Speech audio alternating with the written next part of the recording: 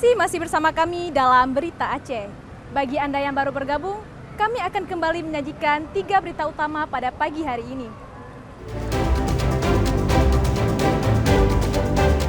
Ratusan tenaga kesehatan RSUD Dr. Zainal Abidin Banda Aceh menggeruduk kantor Gubernur Aceh menuntut hak dan tunjangan dan upah jasa medis.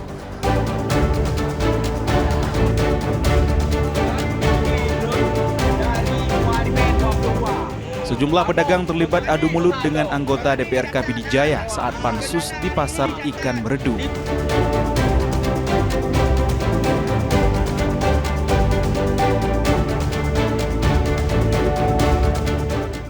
Warga sekitar perusahaan minyak dan gas menuntut tanggung jawab sosial atas aktivitas pertambangan di lingkungan permukiman.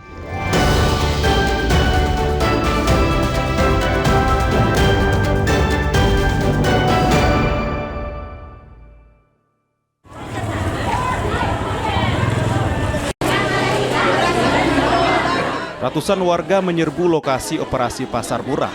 Pangan murah yang digelar Kejaksaan Negeri bersama Dinas Pangan Kabupaten Aceh Singkil menyediakan beberapa bahan kebutuhan pokok murah.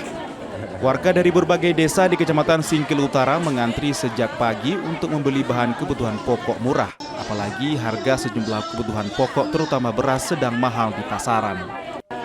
Di bazar dan pasar murah ini tersedia beras, telur ayam, minyak goreng, dan gula pasir.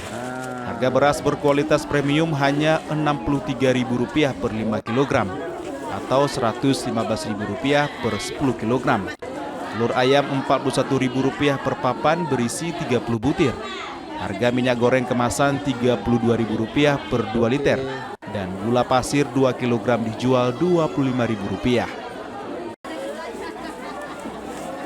Beras, minyak, gula, telur. Dengan adanya kegiatan ini gimana, Bu? Sangat membantu.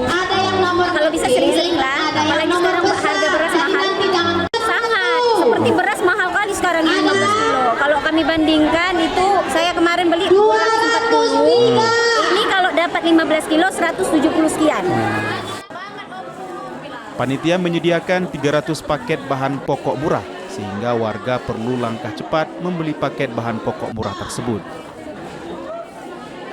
Untuk kriterianya tidak ada, yang pastinya setiap penerima itu boleh membeli karena ini merupakan kegiatan tebus murah yang mana yang paling utama kita lihat bahwasanya terjadi anomali kelangkaan beras, harga beras, kenaikan harga beras di mana kegiatan ini sangat membantu masyarakat. Bazar dan pasar murah untuk membantu warga mendapatkan kebutuhan pokok murah saat sejumlah harga di pasaran sedang tinggi. Tim Liputan melaporkan dari Aceh Singkil.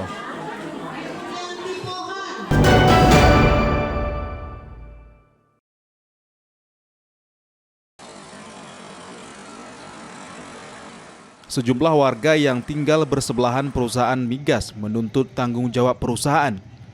Warga dari beberapa desa di Kecamatan Nibung, Kabupaten Aceh Utara merasa diabaikan perusahaan migas lantaran tidak menyahuti tanggung jawab sosialnya. Tanggung jawab sosial perusahaan atau CSR yang semestinya disalurkan sebagai bentuk kepedulian terhadap warga terdampak terkesan diabaikan. Padahal proyek vital nasional milik PT Pema Global Energy (PGE) yang mengeksplorasi minyak dan gas di wilayah Aceh Utara operasinya berjalan lancar. Bencana angin kencang yang menerpa pemukiman penduduk dan merusak sejumlah rumah 13 Juli 2025 tidak mendapatkan perhatian perusahaan PT PGE. Padahal lokasi kejadian hanya berjarak beberapa meter dari pusat aktivitas industri migas perusahaan tersebut. Respon dari pihak PGE sendiri cuma mengucapkan terima kasih sudah menginformasikan laporan tersebut dan memberitahukan. Jadi mungkin saya mewakili masyarakat mengharapkan kepada perusahaan PGE sendiri agar ada perhatian khusus kepada masyarakat yang terdampak dengan angin puting beliung, khususnya karena di ring 1 kan nggak mungkin nggak diperhatikan. Sejauh ini PGE belum memberi respon dan klarifikasi resmi pada media. Beberapa pekerja media berusaha mendapatkan keterangan dari PT PGE, namun belum juga berhasil. Tim Liputan melaporkan dari Aceh Utara.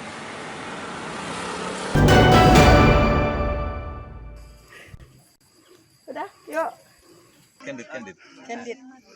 Ulang, Bah. Ya. Sejumlah warga binaan pemasyarakatan WBP Rutan Kelas 2B Aceh Besar memanen perdana tanaman cabai. Panen cabai di lahan bersama merupakan hasil kerja keras para WBP yang diberdayakan menanam berbagai tanaman.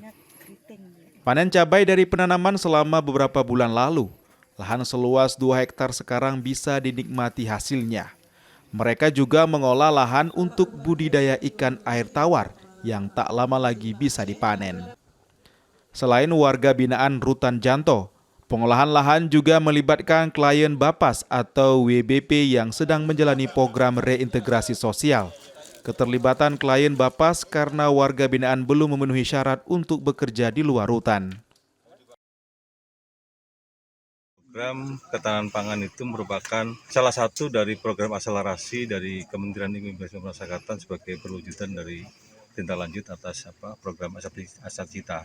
Jadi bahwa salah satu program 13 program akselerasi itu salah satunya adalah pemberdayaan warga binaan melalui ketahanan pangan. Namun karena ini adalah rutan, jadi di sini yang mengerjakan ini bukan tahanan dan bukan napi, tapi adalah klien Balai Pemasyarakatan. Jadi ini merupakan kerjasama antara Rumah Tahanan Negara Kelas 2B Janto dengan Balai Pemasyarakatan Kelas 1 Banda Aceh. Klien rutan Kelas 2B Janto mengaku senang bisa beraktivitas dengan bertani dibanding berada di dalam rutan. 2 bulan kira-kira, Pak. Selama ini seperti apa? Setiap hari? Setiap hari, Pak. Ya kita bersih-bersih ini kadang-kadang kalau udah ditanam itu perlu disiram, Pak. Dan dipupuk, ya memang kita kadang-kadang merasa tenang, Pak. Daripada di dalam kan. Nah, udah ini agak terbuka sedikit. Saat ini 357 napi menjalani pembinaan akibat berbagai permasalahan hukum. Keterlibatan mereka dalam mendukung program ketahanan pangan diharap terus berlanjut dan berlangsung di rutan lainnya di seluruh Aceh. Tim Liputan melaporkan dari Aceh Besar. Informasi tadi sekaligus menutup perjumpaan kita pada pagi hari ini. Saya Resti Amelia dan seluruh tim redaksi yang bertugas pamit undur diri. Selamat beraktivitas dan sampai jumpa. Wassalamualaikum warahmatullahi wabarakatuh.